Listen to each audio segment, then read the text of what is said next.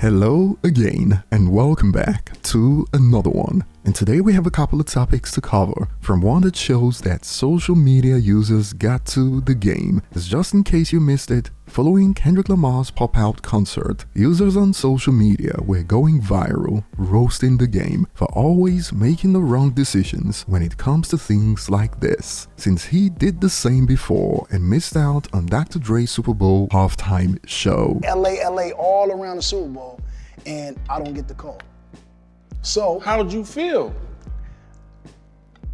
All right, let's. All right. I was hurt by that. Thank you, Stanley. And now the same happened with Kendrick, because he chose his quote brother, Drake, and Game went on a rant and did some damage control a few hours ago, and we'll expand on this in a bit. And as you'd see, he has made matters worse, as users on the web only saw his rant as confirmation that he is hurt. More on this in a moment. And on Kendrick's pop-out concert, we got to hear from hip-hop media personalities on what this means for Kendrick's status, from Big Boy and also Charlamagne. And today we also have one that comes just days after users on social media thought Alchemist was sneak dissing Eminem, all because he confirmed that he wasn't the producer on Houdini. And thanks to a latest interview, we got to find out just how much Eminem is stuck in the past when it comes to technology. And even rapper Mickey Facts reacted to this story, as he believes Eminem is doing the right thing by sticking to older technology, and you would see why he came to this conclusion in a bit. And today we also have an update to a story we covered just days ago, when Jay-Z came under fire for performing at Tom Brady's Hall of Fame ceremony. And if you recall, he was called out for not performing at hip-hop's 50th, but choosing to show up for Tom Brady. And we got to hear from Cameron, who pretty much argued that Jay-Z isn't in love with hip-hop, at least right now. And we'll get to this later, as Cameron is also getting called out for saying Jay doesn't love hip-hop, and I'll be looking forward to your thoughts later in the comments section. And before we get to it, we got some wild updates about Eminem's global performance a few days ago, this time from Brazil. Check it out. New Eminem certifications in Brazil. Now he has 6 diamond singles. Venom and Love the Way You Lie are both 3 times diamond. Not Afraid 2 times diamond. Godzilla, Rap God, and The Monster diamond. And for those who've been with us for some time now, y'all remember that we were one of the few on the internet to call it after Eminem dropped Kamikaze that Venom would be a certified hit. This was when some fans argued that Venom was bad and shouldn't have made the album, but here we are, and social media A&R experts are stuck in the mud. And moving on to the main topics at hand, the Game clearly saw how he was getting cooked up and stir-fried on social media, and so he decided to go on a 17-minute rant a few hours ago, talking in circles for the most part about how he's not bothered and he's actually happy for Kendrick. Check out some snippets from his live stream. Now, as far as the motherfucking Kendrick and Drake shit, that's Kendrick and Drake shit. You know what I'm saying? Kendrick do his shit, and what he did last night, that shit was amazing for the West Coast. I sat back and I watched it. I ain't have to be there, you know what I'm saying, to think that the shit was motherfucking cool and major. That's cool. I think it's a dub for the coast. I think that what K-Dot did for a lot of West Coast niggas last night was hard as fuck. I think it was hard. I think it was dope of him and big-hearted of him to do that shit for niggas. You know what I'm saying? But they learned that shit on the way up. The same way that he looking out and Snoop looked out for me like that. I looked out for motherfucking Kendrick like that. I looked out for Nip like that. You know what I'm saying? I looked out for Top Dog before it was, you know, Top Dog wanted to motherfucking give me half a Top Dog. I didn't want nothing from niggas though, bro. I just wanted to push niggas in the right direction. Nip asked me personally what he could do to pay me back for what I did for him. I met Nip on the streets. I brought Nip in the studio, Encore Studios, Burbank, California. I got on 2 of his songs and let him go do his thing. And Nip rose to his celebrity and to his power. But so yesterday when I look at, you know, what Dot did for the city, I personally thought that shit was amazing. He didn't have to do that, but he did it, and I thought the shit was dope. As far as my relationship with Drake is my brother. I fuck with Drake. If I call Drake and I told him I need this or I need that, and he gonna do it. If I tell him my kids want concerts, tickets, he gonna, nigga, they in that bitch, nigga. You know what I'm saying? I'm a father first, and my loyalty is what motherfuckers is loyal to me. You know what I'm saying? If you conspiring, hating, and talking shit behind my back, then it's fuck you. It's fuck you. And niggas know what it is with me, bro. I'ma stand on this shit, and you can't move me unless you move me. And it take a lot to do that, because niggas ain't the only niggas out here pushing no lines on the West Coast. Niggas ain't the only niggas out here pushing lines. I don't got no loyalty to y'all niggas, and y'all ain't got no loyalty to me, so I get what it is. I understand what it is. I ain't from, or this ain't D, we ain't fucking with nigga. If you ain't fucking with me, cool, don't fuck with me. I don't give a fuck, nigga. I don't give a fuck. So if anybody asking me how I feel about the shit that K-Dot doing, I think what he doing is amazing. I think what Drizzy doing is amazing. I think them niggas just came out of one of the biggest hip-hop beefs ever. Survived. Tupac and Biggie didn't. Me and 50, we beef, we survived. 50 doing his TV thing, that's cool. I'm doing my shit, that's cool. If you want to say, you know, oh, Game pick this side and pick that side, the Game pick Game side. And Drake, that's my motherfucking brother. And Kendrick, that's the homie, he know what it is. We came up in this shit, Kendrick watched me do it. Top Dog watched me do it. Them niggas had what they had way back then, you know what I'm saying? And I help niggas where I could help niggas. And ain't nobody gonna take that from you or deny that. Ask these niggas when you see them, why you talking, while motherfuckers is running their mouth about this and that. Ask the niggas that y'all motherfucking, you know what I'm saying? Ask these niggas, homie. Y'all wondering why I'm not here and why I'm not there. Shit, I'm doing me. That's why, motherfucker. And everybody that was there was doing them. And like I said again, that shit look good to me.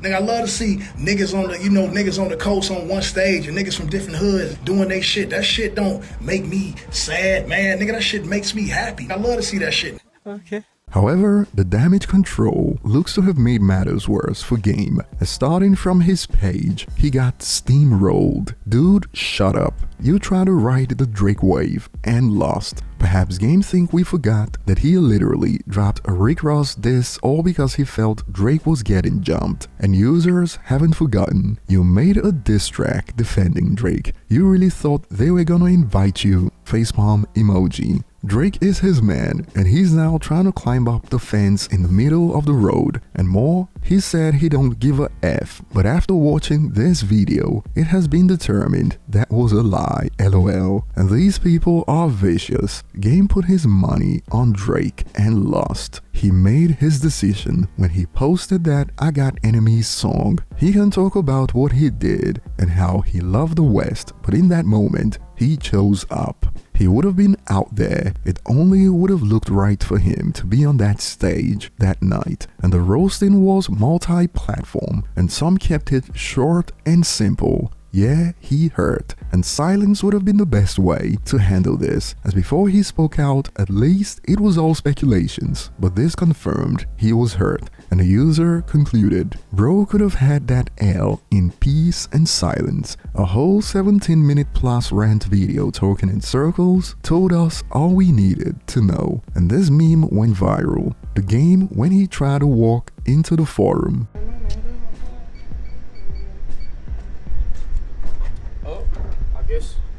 I forgot my code. They ain't cut me. Yes, they did. They must have cut me. Man.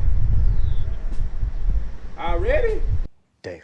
And moving on, we got to hear from Big Boy about Kendrick Lamar's show during a chat with TMZ, since he was invited on stage. And I believe Big Boy is ready to pivot to politics based on how he described the beatdown that Drake received on that night. Check out some snippets. It was an incredible night, man, and he invited so many people up, you know, and the right ones, which I love. And when we had a chance to lock eyes, and it was like, Big, you need to be up here. I went as a spectator. I love being in the audience. I wanted to be there because I knew that it was going to be historical. And to actually get up on that stage, man, I never thought I'm going to get on stage. That's not what I do.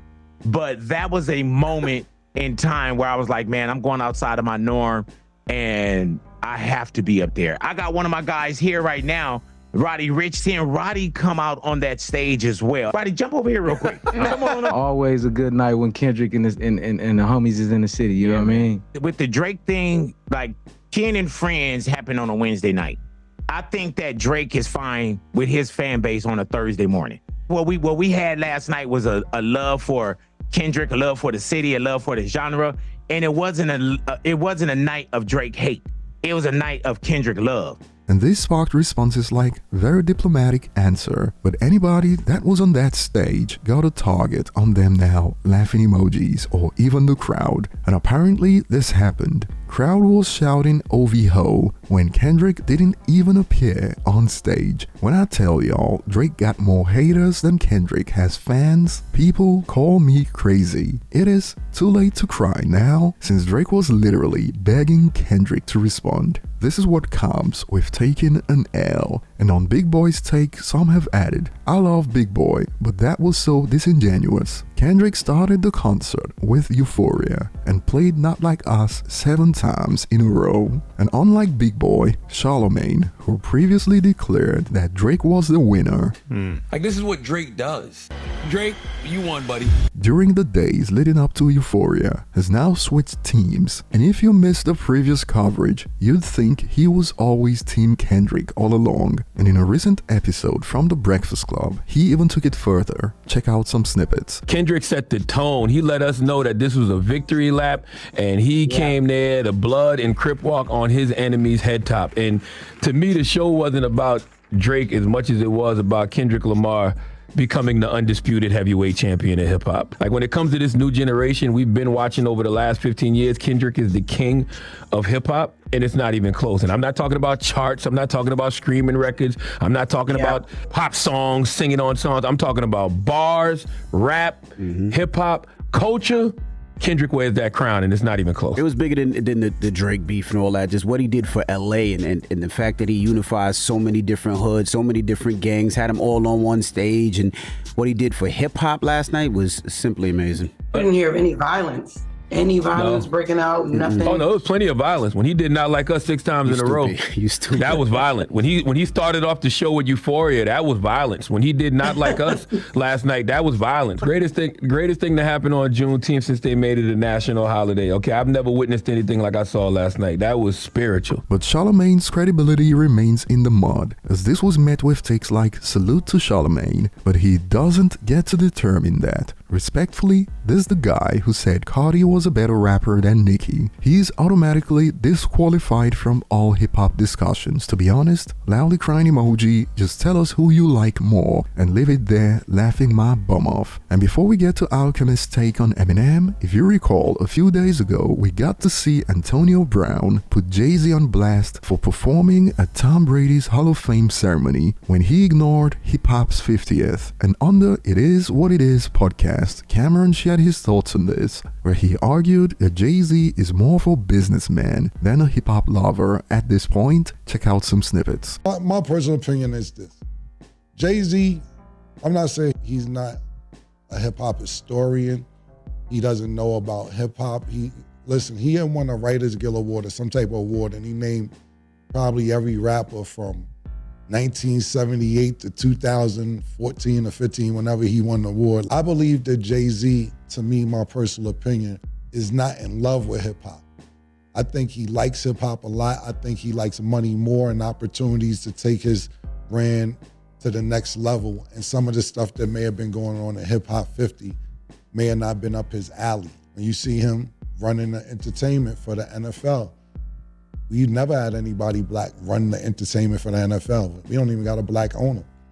When I say for me, my opinion of what he's doing and what Antonio Brown said about making strides, we don't know what the play is. Sometimes you do something for somebody so they could do something for you.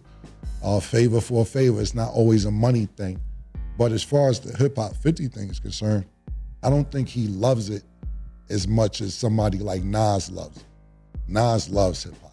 I seen some footage about 3 years ago. Nas had met Slick Rick for the first time, and it looked like a 3-year-old walking in a candy store. He jumped up and down, he did a skip. He's like, oh my fucking God, it's Slick Rick.